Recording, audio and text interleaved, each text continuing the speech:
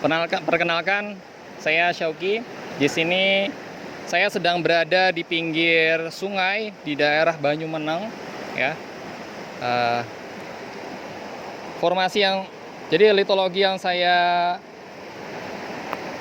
pijaki saat ini ya berupa batuan sedimen, ya, kemungkinan berupa batu pasir, batu lempung, ya, kemungkinan bagian dari formasi krek, ya. Nah, di sini ada fitur menarik, ya, yaitu apa? Yaitu ada sesar, ya. Kita lihat. Nah, sebelum saya lanjutkan, kita perlu tahu sesar itu sebenarnya apa sih? Ya, sesar merupakan, ya, patahan, ya, atau peristiwa pecahnya batuan, ya, di mana patahan ini dia mengalami pergeserannya secara paralel, yaitu mengikuti bidangnya. Jadi misalkan saya punya lapisan seperti ini, ya. Nah, ketika dia patah, ya, dia bergeser seperti ini. Ya, kalau dia hanya patah saja dan tidak mengalami pergerakan, maka kita sebut sebagai fracture. Nah, kalau di sini dia mengalami pergeseran. Kalau kita lihat untuk mengenali sesar, ya, tadi saya mengatakan sesar itu adalah patahan yang mengalami pergeseran. Mana yang bergeser?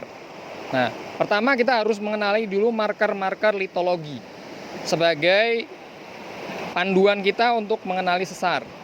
Ya, kita lihat di bagian sini. Ya, oke, di sini ada batu pasir. Ini ada batu lempung, kemudian batu pasir lagi.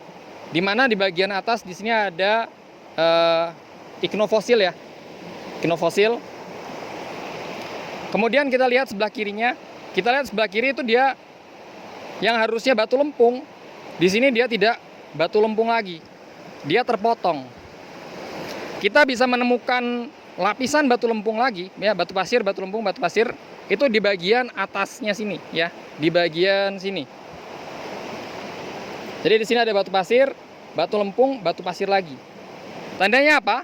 Tandanya blok di depan saya dia bergeser ke arah kanan, ya, ke arah kanan saya, ya. Atau kalau dari sudut pandang kalian, tempat kalian melihat ke saya, ya, blok di tempat saya itu dia bergeser relatif ke arah kanannya kalian.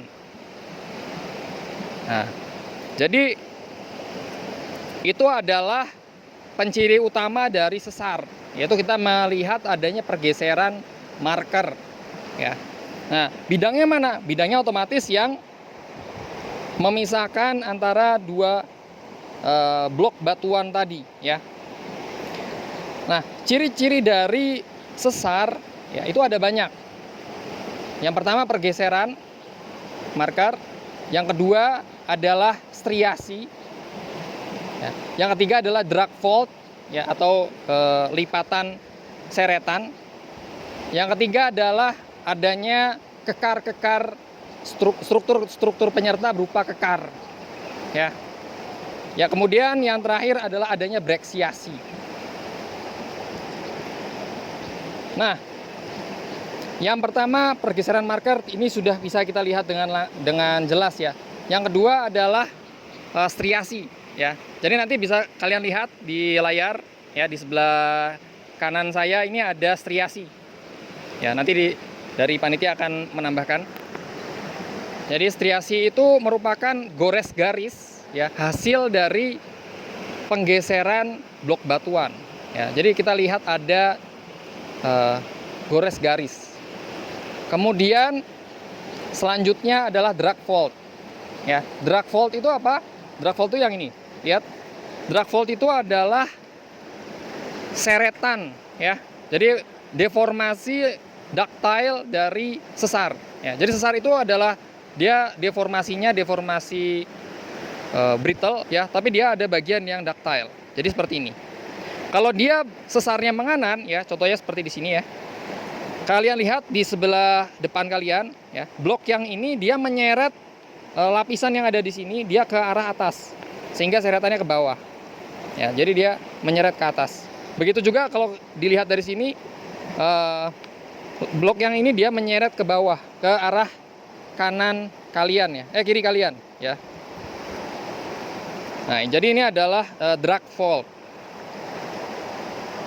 Kemudian ada struktur penyerta berupa kekar ya. Kekar ini ada dua jenis ya, yaitu shear fracture dan gauge fracture ya.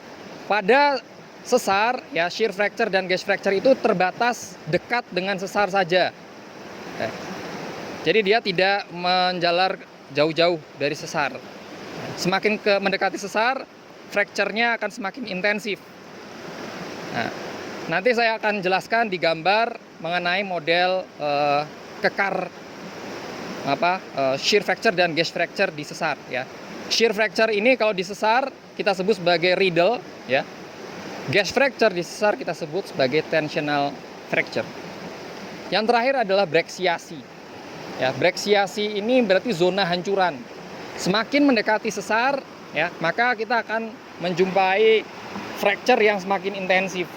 Kalau kita melihat ada breksiasi ya, atau kita punya fragmen-fragmen ya memanjang hasil dari pecahan akibat pergeseran sesar, maka itu bisa kita sebut sebagai breksiasi. Nah, gambarnya kira-kira seperti ini. Nanti bisa kalian lihat. Struktur penyerta pertama adalah berupa kekar ya. Kalau kita mengacu kepada modelnya Petit ya, struktur penyerta kekar itu ada yang berupa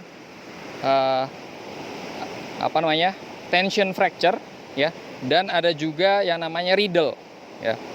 Nah, jadi di sini lihat, ini adalah bidang sesarnya. Tadi kita lihat dari bawah. Ini adalah bidang sesarnya. Kemudian, jadi di sini kekubur ya kebetulan.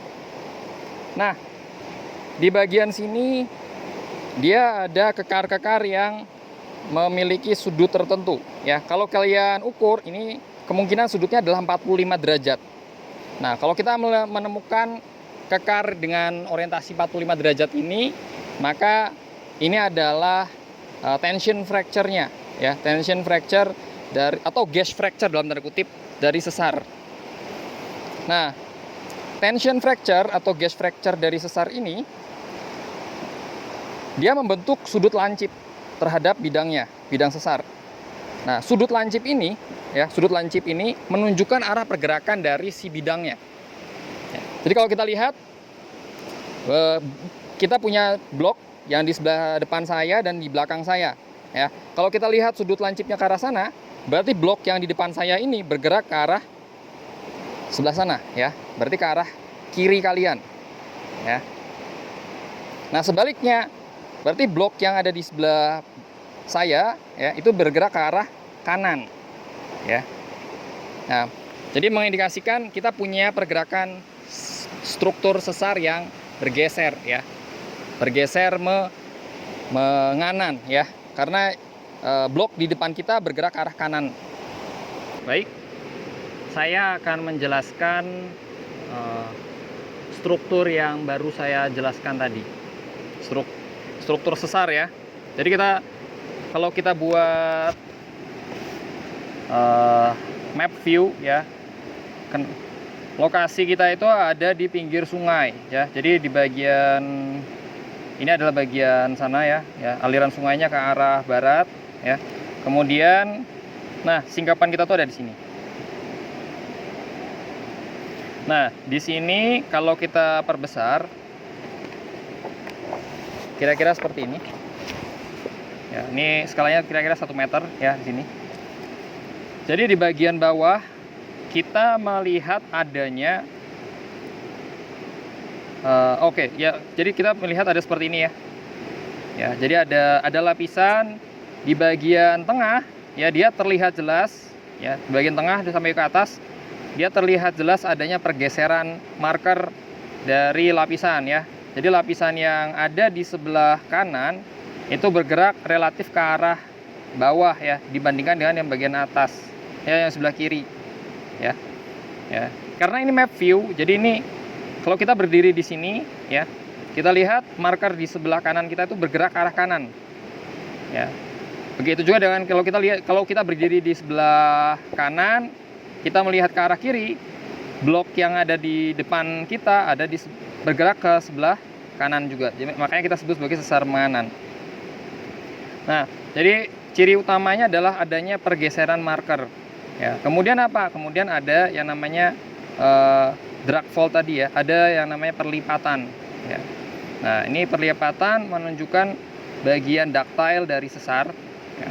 Kita lihat ya, di bagian sini ya, kalau kita lihat ada di blok sebelah kanan ya, blok sebelah kanan itu menyeret bagian tengah ke arah bawah ya, ke arah bawah, sehingga dia kita punya drag fault ke arah sana, dia bergerak ke arah bawah.